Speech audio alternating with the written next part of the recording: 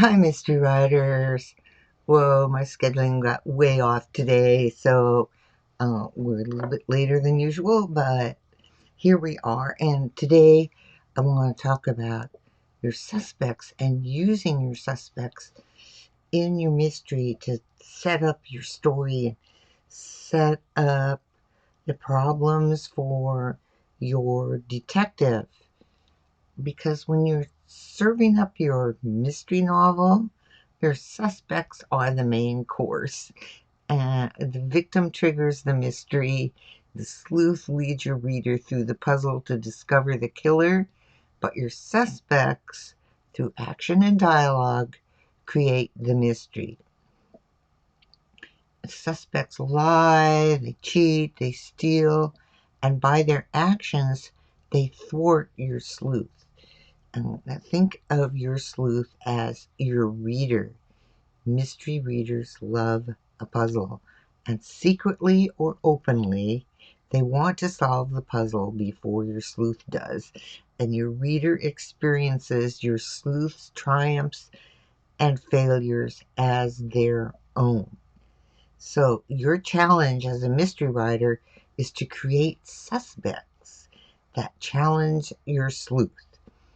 Your detective must track them down, must examine them, must interview them, and determine each suspect's relationship to the victim. And each interaction with a suspect drives your sleuth and your reader toward the ultimate solution. So, what you want to do is use your suspects to set up for that final payoff. So the big payoff in a mystery is that final reveal of the villain, and your sleuth finally discovers who did it. Ta-da! The end, right? So to keep your reader guessing until this dramatic scene, each suspect needs the motivation to sustain the sleuth guessing their involvement. Remember, the villain is one of the suspects during most of the mystery. So for most of your story, you want equal weight for your villain with the other suspects. Or you want to even highlight the others to keep your readers guessing. Early in the story, in Act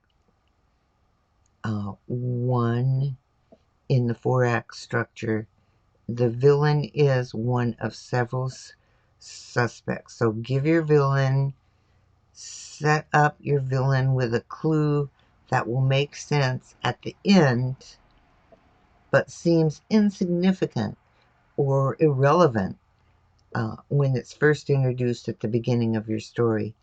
And that's how setup and payoff work. But you can do that with your other suspects as well. So as you create your character background for each suspect, think of hints you can plant early on in your mystery that develop an idea later in the story.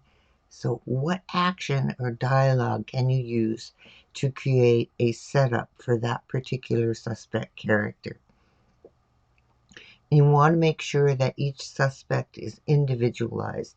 So you can give each suspect a secret and then create a lie they tell to hide that secret.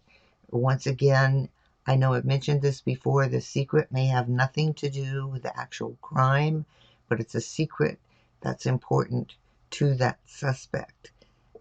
So then you can give your sleuth and your reader more to tackle by giving that suspect a backup lie to the original lie if the sleuth pierces through that first lie, and they pierce through, and with that backup lie, your reader is still wondering, well, wait, what happened? Is this important? Is it not important? So as you develop your characters, give each suspect reason to hide things from your sleuth. The secret may have nothing to do with the crime, but the suspect has a personal reason to keep information from your sleuth, and That's the motivation to hide the secret. You also want to slow drip the hints. In the broad sense, we talked about information dumps and how we don't want to do it, and we want to drip the information throughout the story. And that's so true of the information that you release about your suspects and the clues that they provide, because your sleuth must untangle the misinterpretations and lies of all the suspects, including the villain. So give your sleuth and your reader opportunities to overlook details or focus on misleading statements, and scatter those setup clues throughout your story. And each time your sleuth encounters a suspect or thinks about a suspect, drop one small setup. Okay? Make your sleuth and your reader work to put all the pieces into the framework of that puzzle. So use suspect replies to provide a variety of details. Your sleuth and your reader must sort through all the information. So make your sleuth sort through the details and evaluate the reliability of each of the suspects, and create questions in your sleuth's mind, which also creates questions in your reader's mind. Um, and as your reader wonders, you build suspense in your story. Um, your reader wonders, is she the one? Right? Readers want to be smarter than your sleuth.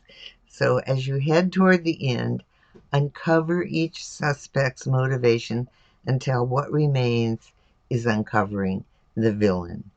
And as you develop your suspects, give your reader what they want, a difficult puzzle to solve. Um, so here's something you can try. Uh, Try with your suspects and in your character background.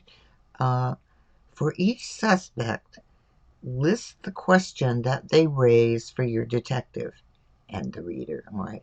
What's the big question that that particular suspect raises? And then list a verbal clue, something that suspect says, uh, and whether the detective picks up on it right away or much later in the story. Just try doing that little exercise with your suspects and see where you get with that. All right, that's it for today's session about suspects. I hope that helps. It's so much fun to play with your suspects, and I'd love to hear your notes about and comments about creating your suspects and where you are with it right now. Okay, thank you so much. I'll see you next time.